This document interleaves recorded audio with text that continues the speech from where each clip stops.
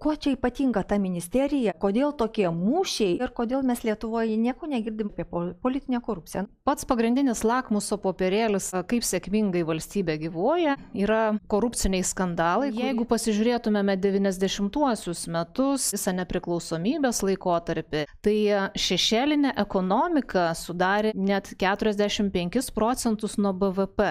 Praeitų metų statistikoje BVP yra 75 milijardai eurų.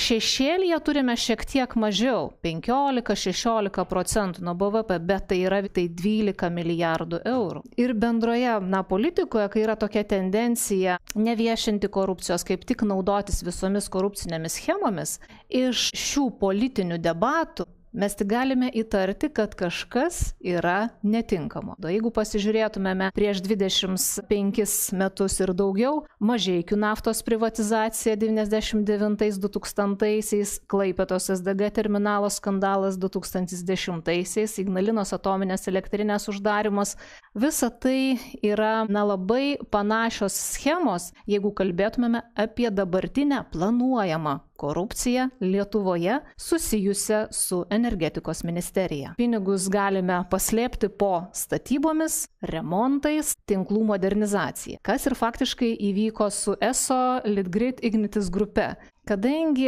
biudžetas nėra plačiai aiškinamas ir nėra plačiai viešinamas, kaip jisai išleidžiamas, galimybė paslėpti korupciją ir paslėpti didelės schemas, įskaitant tokias mega sistemas kaip sveikatos sektorius, kaip krašto apsaugos sistema, yra begalinės. Žmonės yra gudrus, jaučiasi nebaudžiamumas, jaučiasi atsakomybės nebuvimas, teisėsauga neįgali dėl to, kad didžiosios tarnybos tokios kaip STT ir VSD yra kontroliuojamos nurodymais, politiniais sprendimais. Ir mes jau kalbame apie politinę korupciją.